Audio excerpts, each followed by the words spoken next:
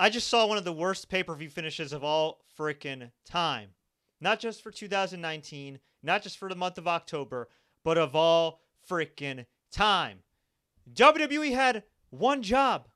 Give us a good main event, give us an eventful main event, and give us a main event that ultimately put over Bray Wyatt, a.k.a. The Fiend. And all right, maybe that was more than one job, but it was all encompassed in one job to make Bray Wyatt a star, to take him to the next level.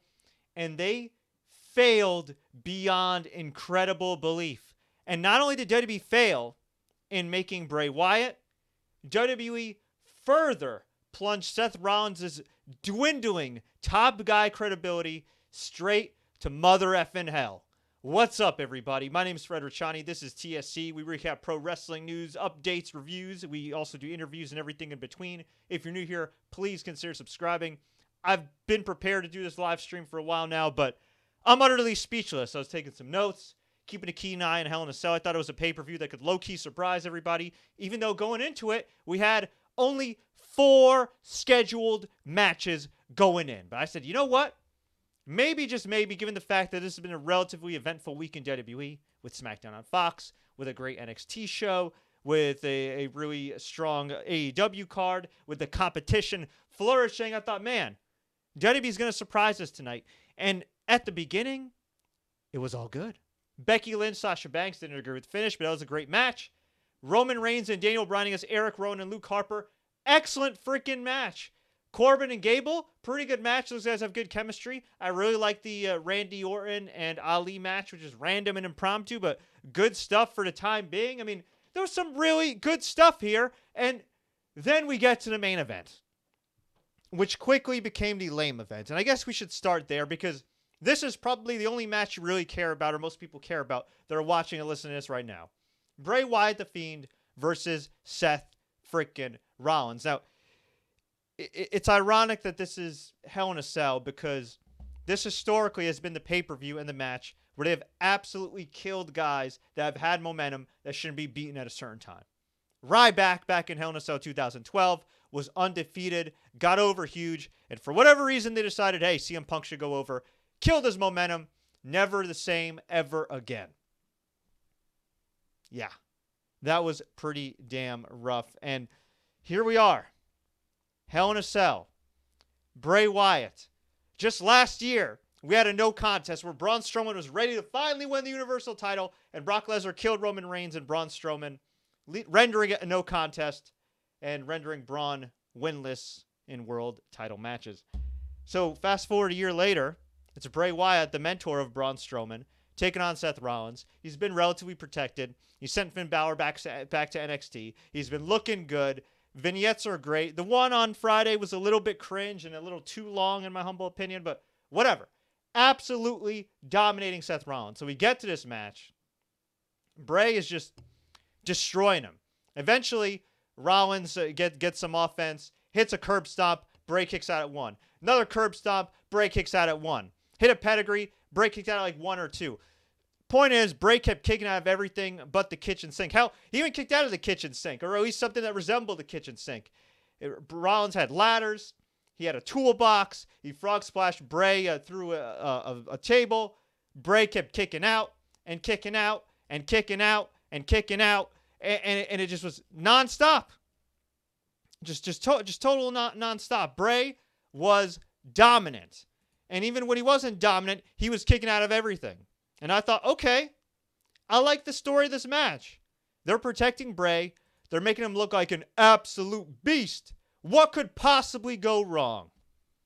Well, first things first, the entire cell and arena was lit red.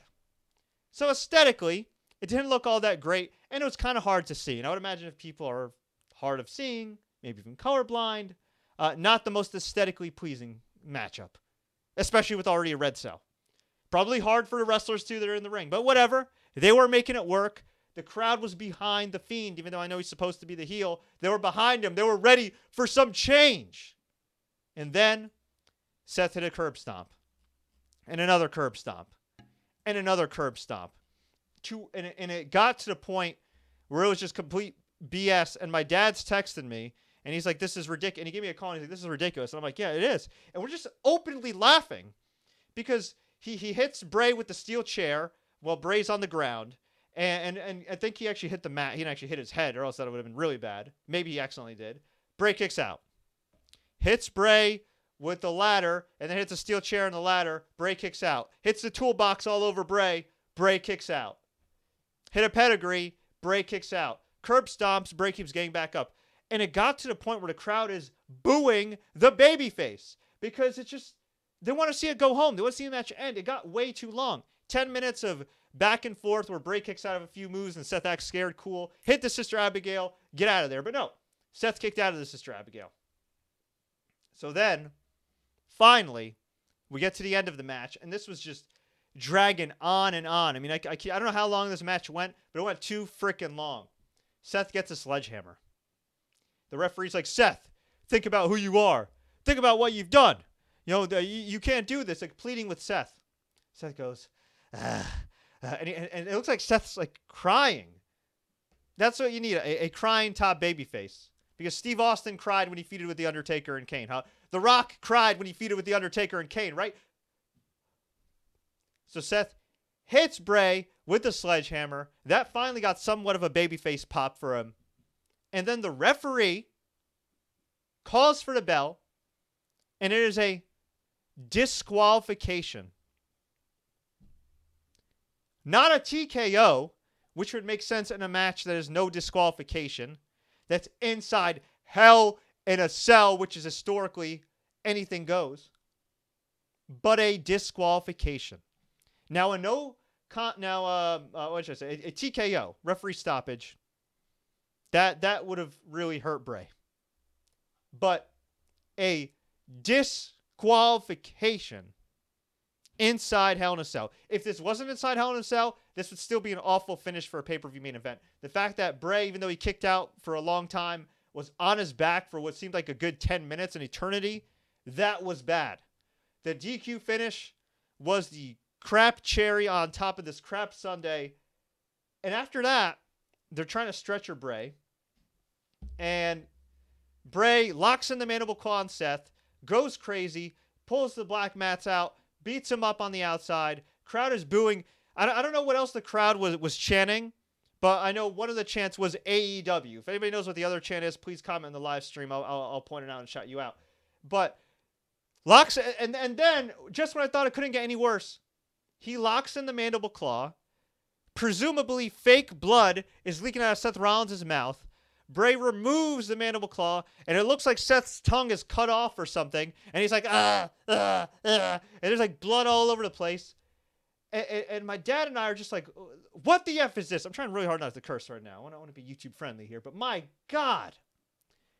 And at the end of the night, they negated all these months, all this money, all this time, all this hard work by WWE, by the creative department, by creative services, by Bray Wyatt himself, Wyndham Rotunda. They negated all of that hard work they put into building up the Fiend in one night because they can't beat Seth Rollins' geeky ass in 2019.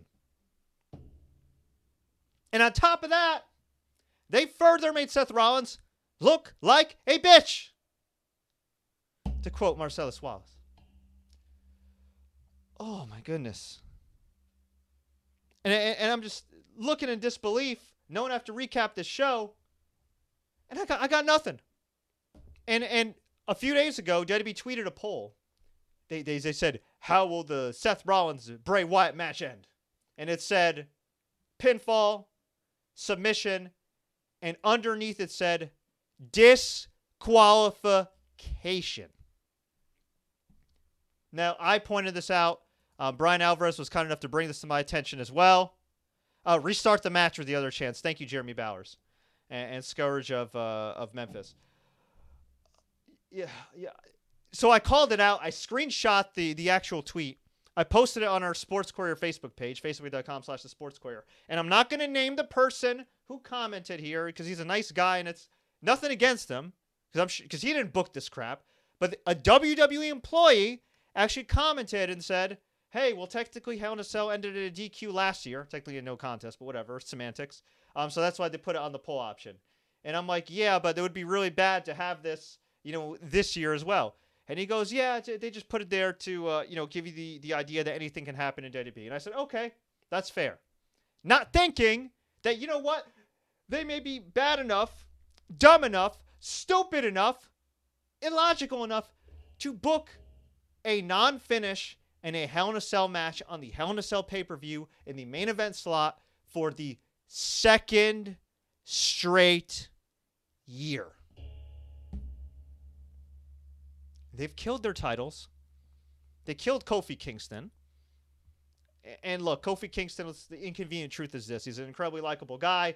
He's a top guy with the New Day. But he didn't have top guy matches. And yeah, you can make the argument he wasn't a great champion, bell to bell and all that jazz. He whatever. He still shouldn't have been squashed in 8 seconds. You still shouldn't have made your title a joke on SmackDown by having Brock just kill him. Shortest WWE title change in history. Complete afterthought. Negating all the hard work you put into building him up this whole year. Made him look like a complete dork. Brock didn't even look that great because he beat a guy that was booked as a job guy. And I thought, okay, you know what? They can't do a complete squash at Hell in a Cell. It's got to go a little long. But Bray ultimately has to win. And he doesn't win. Now, if I knew this was going to be the finish, I would have rather had Seth just beat him. Or I would have rather had the referee call for a TKO. I mean, you're signing all these MMA fighters. You're signing Tyson Fury, apparently. But you can't even call a TKO. A TKO would make more sense. Yeah, it would have hurt Bray. But at least it would have been pinned or submitted, and you would have had somewhat of a legit finish. But no, you have to do the stupid D-level horror movie BS and send the crowd home angry as hell. My God. Just absolutely terrible. Just absolutely terrible. Oh, my God. All right, well, let's recap this show then. Let's start from the top because I got nothing here. I got nothing here. Vince McMahon is so dumb, and he is so lucky. He is the luckiest dumb man alive. Do you understand that? He is so lucky. He's a smart man, too. I give him credit. He got the big TV deals and everything else, but he is an example of people that fail upwards, and I don't know what else to say. I don't know what else to say. He's lucky he had Steve Austin and The Rock at the same time. I'll leave it at that. What a damn goof. On the pre-show, Natalya beat Lacey Evans. And on Raw tomorrow night, they're going to be having Natalya versus Lacey Evans in a last woman standing match. Cool. We opened the show with a great Hell in a Cell match between Becky Lynch and Sasha Banks. A lot of action here. Meteora through a table. Kendo stick spots. Steel chairs, drop kicks into steel chairs, flying drop kick by Becky Lynch. Both of them threw caution to the wind and just absolutely demolished each other. At the end, Becky got the win with the disarmor. I didn't think this made much sense because Sasha Banks just came back. Becky's held the title since Mania. Why not give Sasha Banks a run? I know Becky's one of the golden children and she's on the cover of WWE 2K, but it made no sense for Sasha to lose here. I don't want to complain too much about this because the draft is coming up this Friday, but not feeling this one. Definitely not feeling this finish. But great match overall. But I don't trust WWE when it comes to handling Sasha Banks. She's a supreme talent. Becky is too. But in my opinion, Sasha Banks has been one of the criminally underrated workers of the last 5-6 years, male or female in any promotion. One of the best in the world. And at some point, I'd like to see her get her due. Maybe I'm in the minority here, but that's what I'd like to see. What I really enjoyed seeing was Daniel Bryan and Roman Reigns having a badass tornado tag team match against Erick, Rowan, and Luke Harper. Couple minor complaints here. I think these guys took some insane bumps. And, great match. But this ain't the main event of WrestleMania. And, my God, Bryan's back was all, knotted up and red on the side. Roman Reigns hit a spear and Erick Rowan through a table and looked like he hurt his knee. Maybe Bryan and Reigns were just selling when they won this match. By the way, Roman Reigns won with the spear. And both guys were noticeably limping and slow to walk up. Whether they were selling or not, kudos to them for selling something because wow. It's been a while since I've seen that level of selling, and they really made Rowan and Harper look like a threat in this match. But the bumps were a little crazy, and also, for the love of God, and this ain't a complaint against the wrestlers themselves, but WWE and Voices of Wrestling tweeted this out. Shout out to them for also making this point. Can we just go like 1 week without a table spot? Nobody thrown into a table, nobody going through a table, nobody tipping over a table, nothing. I mean, seriously, just 1 week. Just 1 week. For real. Oh, man. Less is more sometimes. But this was a great match.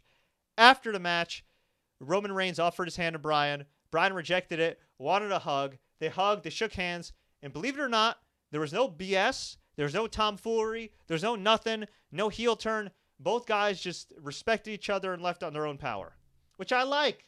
Make Bryan somewhat of a serious competitor, but, have him kind of walk the line a little bit because he's one of the few guys that can do it well. And keep Roman Reigns as your tough, badass guy. It still makes no sense why Rowan randomly want to kill Roman Reigns with the car accident and the tipping over the forklift and all that other crap. But you know what? All these guys have elevated their game. All these guys have been doing their thing. They were all great tonight. And you know what? I like the fact that you actually have two competitors that just respect each other and have a friendly, competitive rivalry. You didn't see Tom Brady and Peyton Manning trying to kill each other. Like, it was competitive, but, they respected each other. I like this. It's a nice breath of fresh air. Dare I say, it feels more like a sport. What a novel concept. We had Randy Orton versus Ali. I think I like this match more than most people, but Randy Orton ended up getting the win when Ali tried to go for a flip into another face buster. Orton caught him with an RKO. A lot of near falls here. Crowd got hot at the end, but it seemed like they definitely weren't buying Ali as a serious threat. At some point, my guy Ali, my Arab brother from another mother, at some point, the dude has to get that signature win. I don't know when he's going to get it, but at some point, I would love to see him get it because he is talented. He's got good mic skills. He's filmed his own vignettes before, which I strongly recommend you guys checking out on his Twitter feed. He gets it. And he's a great role model and just somebody that really connects with the crowd. Now, some people have said maybe you should turn him heel.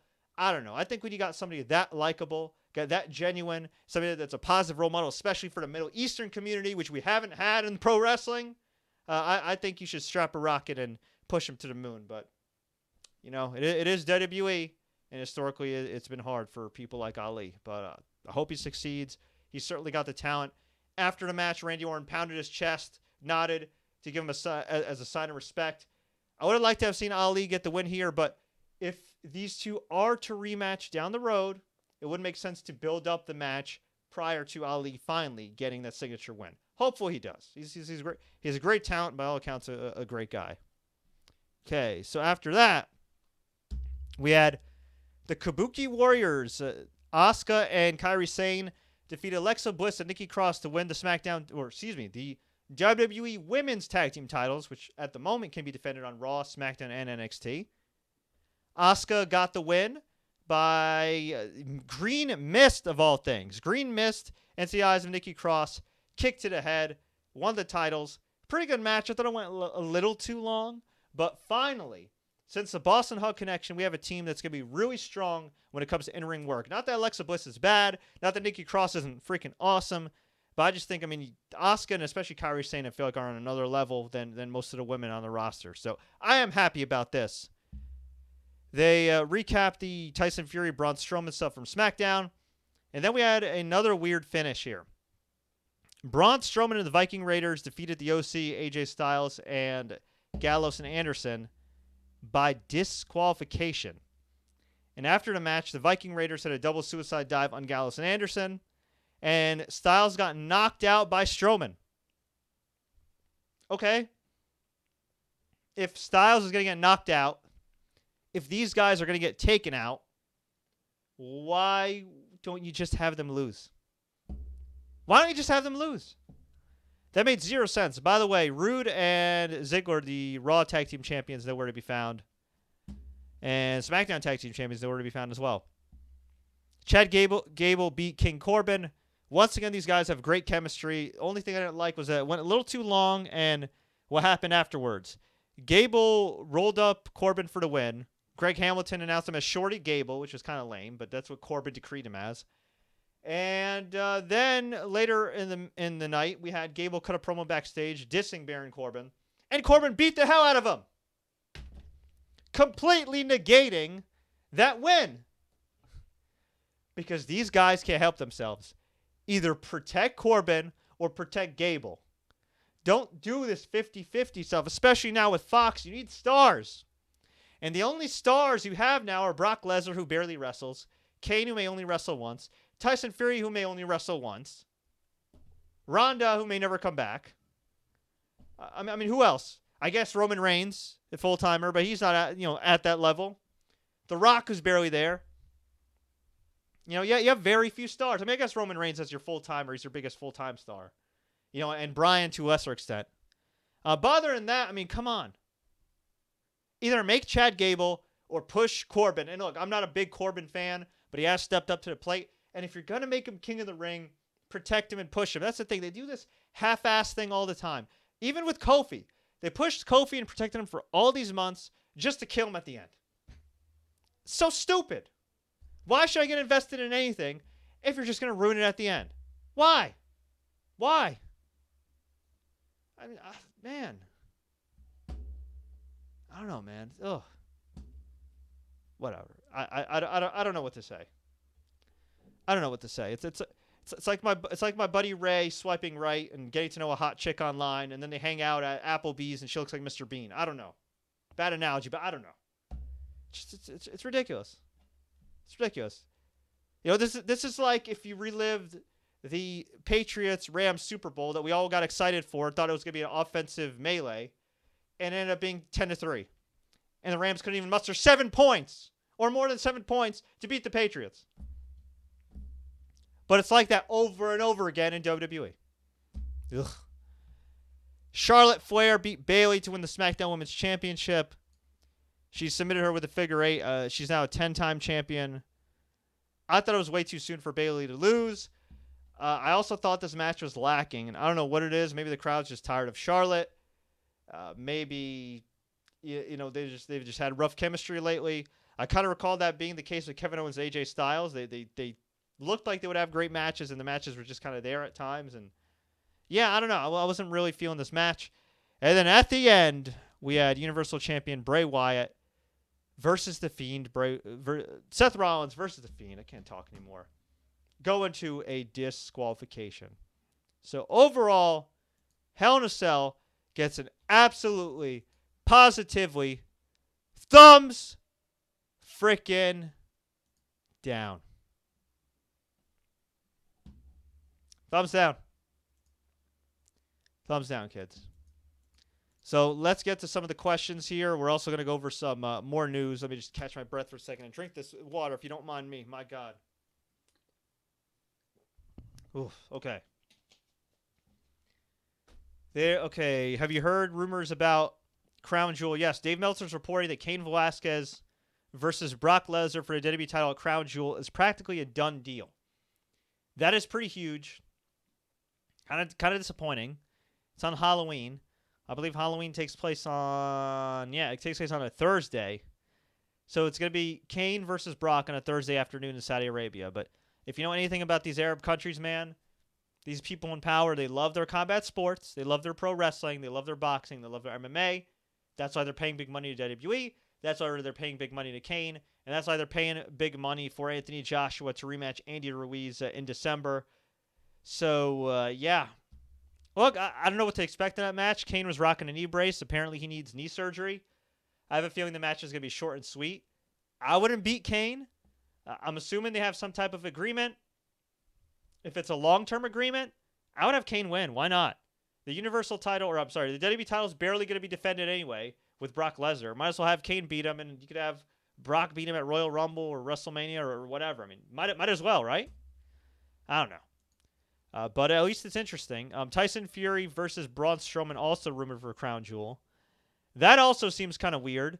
But at the same time, it would give Tyson Fury a chance to recover. God forbid he does get hurt at all in a wrestling match, because he is scheduled to fight Deontay Wilder, I think, in February. But that all depends if Deontay Wilder wins in December. And that all depends on their medical suspensions, and the recovery. It should also be noted that Tyson Fury had a really bad cut against Oliveline, and his fight was almost stopped. Now, luckily for him, he survived. He got the win.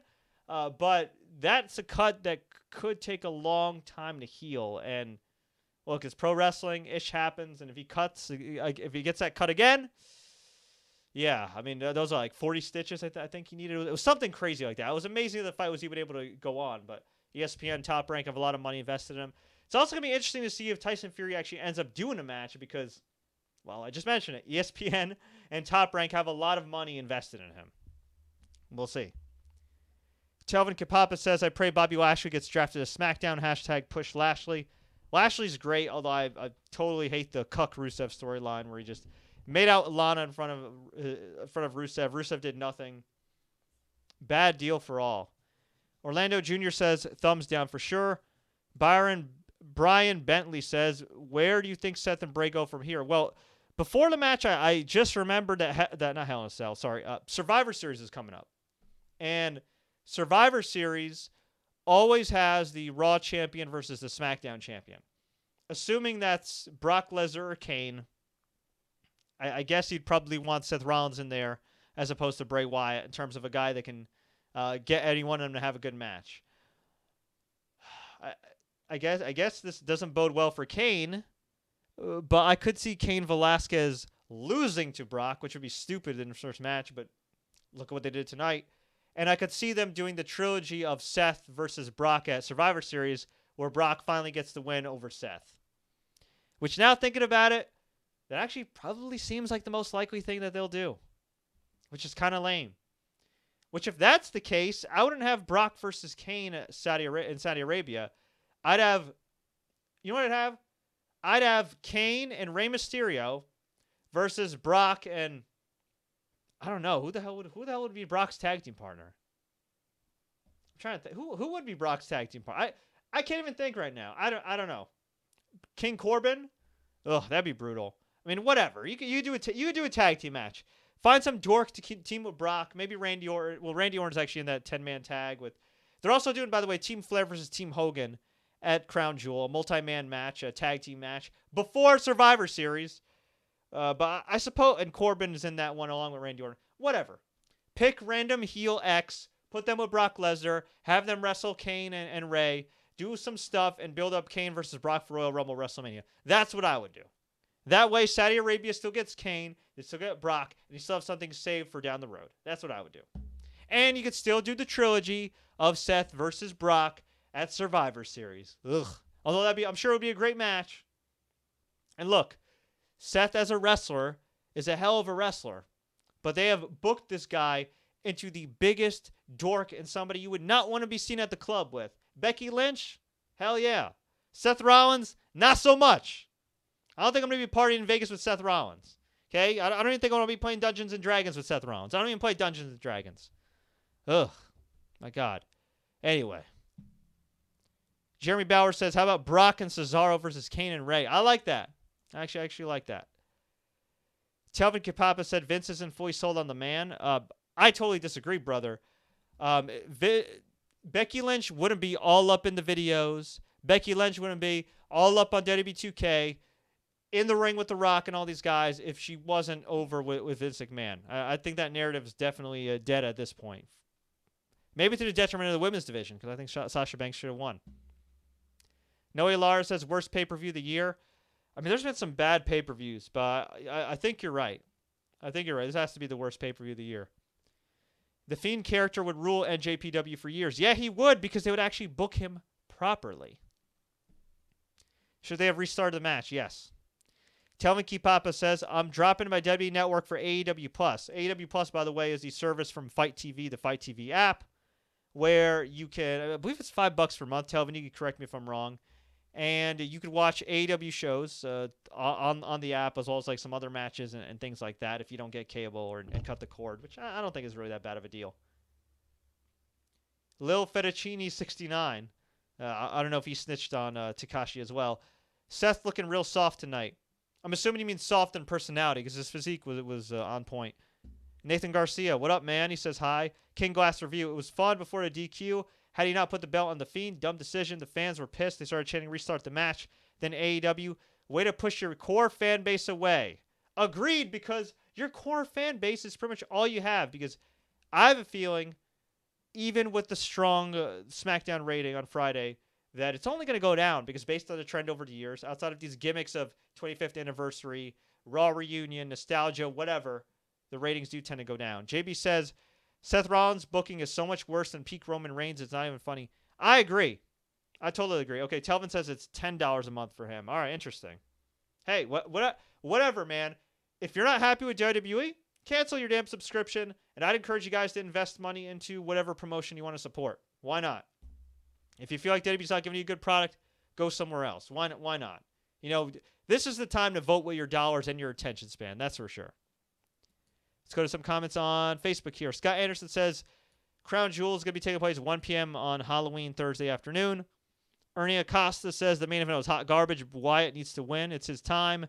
Scott says, get rid of gimmick pay-per-views. I totally freaking agree. Completely 100% agree with that. And also, too, stop calling the pay-per-views Hell in a Cell or Elimination Chamber. How about you book these stipulations when they are actually warranted, as opposed to, hey, I'm just going to book it because we happen to have a Hell in a Cell match. And we get some other news first as the questions are coming along, folks, because there's a lot going on. AEW Dark is coming to YouTube. It's going to be hosted by Tony Schiavone. It's going to be debuting on Thursday on the promotion's YouTube channel. It's going to be matches that you don't see on Dynamite. So this week it's going to be Shima against Darby Allin, Britt Baker and Allie versus B. Priestley and Penelope Ford, SCU versus Jurassic Express, along with the Lucha Bros and Helico and Jack Evans versus Private Party and the Best Friends. Those matches were actually taped after AEW Dynamite. I'm assuming that's going to be the trend going forward. They're just going to do it, and they're going to be on like a 1 week delay. But pretty cool. You don't want to overload fans with content, but clearly there's a need for some AEW content, and I like it. And I love Tony Schiavone. Been a huge fan of his since the WCW days, so happy to see him doing his thing. Joker Dan says, Mankind falls off the Hell in a Cell, and that's fine, but Sledgehammer used as a DQ. What the F? Yeah. Undertaker powerbombs Edge straight to hell. What else? I mean, there's so many wacky Hell in a Cell stuff. Mick Foley falls through the cage at No Way Out 2000. There's so many other stuff. Triple H and Jericho brawl on top of the cell. I think Batista powerbombed Triple H on steps. I mean, there's been so many crazy moments inside Hell in a Cell. I think Triple H even broke a sledgehammer on Vince McMahon once, right? Or was it? Yeah, I think he broke it on Vince McMahon. And that wasn't a DQ. Times have changed. Can't we go back to pay-per-view names like Judgment Day, No Way Out, etc.? No, totally agree. Totally agree with you. SmackDown average in Fast Nationals, by the way, SmackDown averaged 3.87 million viewers. It did a 1.35 according to the Observer, and the key demo, which is the 18 to 49-year-old group. And the goal is to average a 1.0 in that demo. And 1.35, as Dave Meltzer mentions here, is far from a given to be as far as being consistent, which I agree with. And he's been tracking the ratings for years. A lot of other people have as well. And if you look at the trends, man, I mean, they start off hot with a debut show, whether it be season premiere of Raw, again, a nostalgia show, anniversary show, the debut episode of ECW back in the day, and then slowly but surely it erodes. And in the case of a lot of the C shows like ECW, like the original NXT, fall off a damn cliff. And as good as the wrestling and talent is on NXT, I see that being the lowest priority right now. And man, it's crazy because I talked to my friend Vic Sosa, who does a podcast with the legend Les Thatcher, who actually trains at the Power Factory in Atlanta, Georgia, trained Dean Ambrose, trained Shark Boy, D'Lo Brown, a bunch of other guys. He's been on the show a number of times.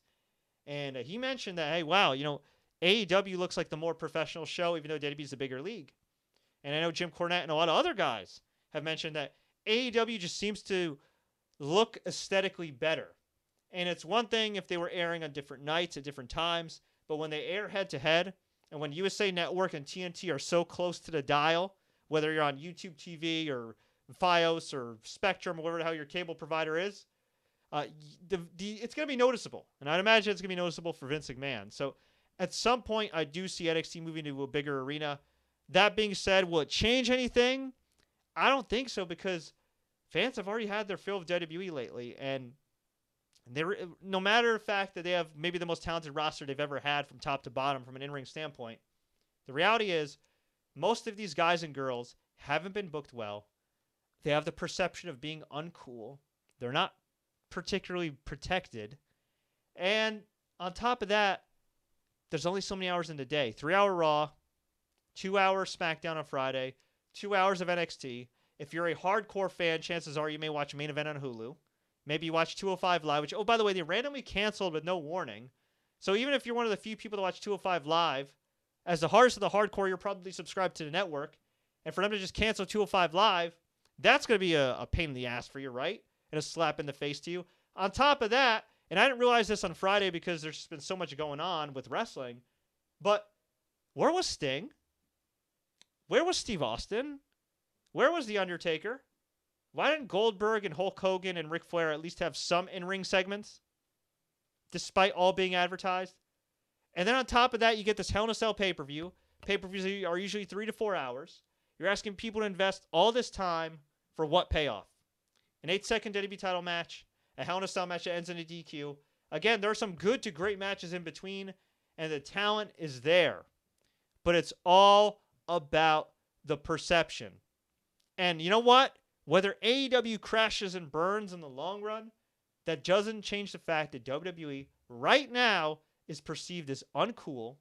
And when the celebrity involvement wears off, when the nostalgia effect wears off, when the newness of being on Fox wears off, when the integration and the benefits of WWE being promoted all over Fox Sports properties wears off, at the end of the day, it's still a crap, illogical product unless they make some serious changes. Again, there's good to great matches. When Vince McMahon has a gun to his head, proverbially, and he needs to get it right, he usually does. But man, I don't know. It's rough. They're fine. They're fine financially, but I wouldn't be surprised if in the next few years, this Fox deal isn't as monumental for them from a perception standpoint as they thought it would be.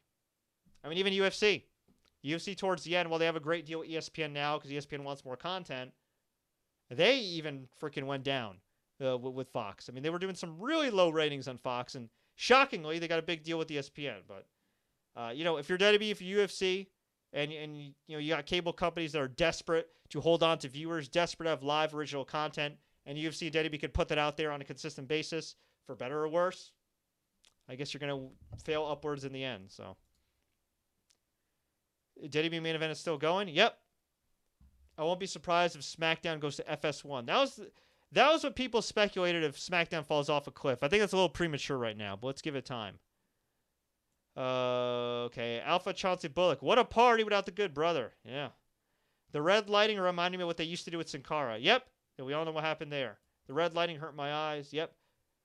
Was I the only one that had the red eyes that had the red screen hurting my eyes? No.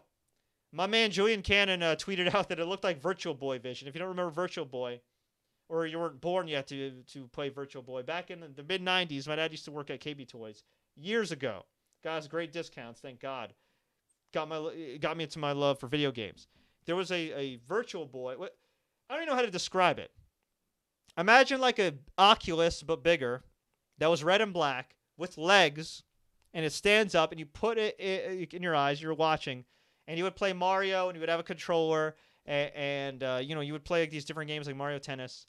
It only lasted about a year. It was an epic fail, and I'm pretty sure it permanently damaged my eyesight. So thank you, Nintendo.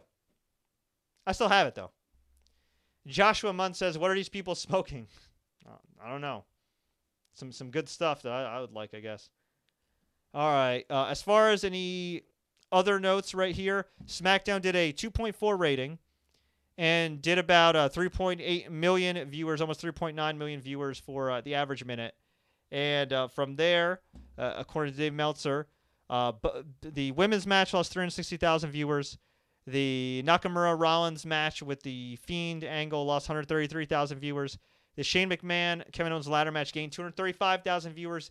8-man tag at Tyson Fury lost 222,000. Roman Reigns and Rowan lost 3,000 viewers. And Brock Lesnar and Kofi and Cain Velasquez stuff gained 105,000 viewers. So not bad, but yeah, I think they definitely. You can watch. By the way, if you want to see my whole SmackDown review, I'm not going to go over it here. But I did overall think SmackDown was a good show, but a little too much WWE wackiness, especially for somebody that was watching for the first time. As far as other news, I mentioned the Crown Jewel stuff here. Tyson Fury is set to appear on Monday Night Raw with an open microphone. So keep that in mind. Edge is rumored to be making a return. I don't know if it'll be as soon as Crown Jewel. If you're going to be doing Tyson Fury at Crown Jewel and Cain Velasquez at Crown Jewel, and there is a chance Edge will return, I would have him return either at the Royal Rumble or WrestleMania. That's what I would do. I did see something about CM Punk possibly confirming his involvement with the upcoming WWE Backstage show. I don't know if that's for sure, but I know that is a strong rumor. And let me see here. Yeah, okay. I haven't seen anything for sure about CM Punk coming back to WWE in terms of officially. But again, there are rumors that he may join the cast of WWE Backstage, which is going to be kind of like a UFC Tonight show, or kind of like what they do with the Premier Boxing Champions show, where they kind of like recap everything going on in WWE. A little weird to have him come back there, not as a surprise, but hey, man, get that money. The less bumps he can take while getting paid, the better for him. He's earned it. And let's go to Facebook before we head on out of here. Scott says Vince will have NXT touring come January. Even if SmackDown falls off the cliff, it'll still be a top show with even 2 million viewers. I agree, although I'm going to be curious to see what happens if it epically fails in the 18 to 49-year-old demo. Because AEW beat NXT in the ratings. It crushed them, 1.4 million viewers. And the funny thing is, AEW beat WWE Promotion every major category except viewers over 50, which I guess is both good and bad. Great that you're skewing younger, but bad that WWE is winning in one category. And while you don't want too many viewers my dad's age, or you don't want your top viewership being my dad's age, nothing against people my dad's age, I love y'all.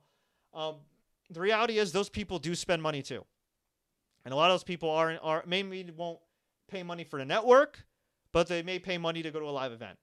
They may not stream a lot of stuff. Maybe some do. But they may buy a traditional pay-per-view. Maybe they'll buy some merchandise.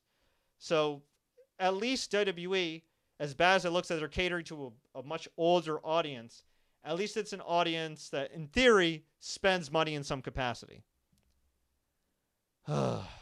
David Sherman says you could use a stick and a table, but a sledgehammer goes too far. Yeah, it's ridiculous. It's ridiculous. So yeah, overall again, Hell in a Cell, massive thumbs down, which is a shame because there were a lot of great efforts tonight. I'm going to get out of here, folks. I want to hear from you, though. What did you think about Hell in a Cell? Did you love it? Did you hate it? Was it somewhere in the middle? Let me know. Leave a comment below. If you're watching this after the fact, on demand on YouTube, on Facebook, on the podcast feed, you can stream it on Spotify, Google Play, anywhere podcasts are found. And thank you so much. Quick programming notes. If you're new here or if you're somebody that's enjoying our content, a few quick programming notes. I'll be having Comic-Con videos from this past weekend all throughout the week. If you're a baseball fan, we'll be having coverage of all the MLB playoffs and post-game press conferences. We'll be having coverage of course, the NFL season, as we've been having all throughout the year. And if you're a boxing fan, I recently did a couple interviews with 2 major boxing legends. So you better believe we got a lot going on. And if you're a video game guy or girl, well, we got WWE 2K later this month. I'm working on my NHL 20 review. I'm working on my FIFA review. A lot is coming. So I would recommend and appreciate y'all subscribing, enabling notifications on YouTube and Facebook. Subscribe to the podcast feed because your boy Fred has got you covered. Until next time, everybody, thank you so much for watching. Thank you so much for listening. And as always, enjoy the matches and dare to be creative. Y'all can kiss my ass.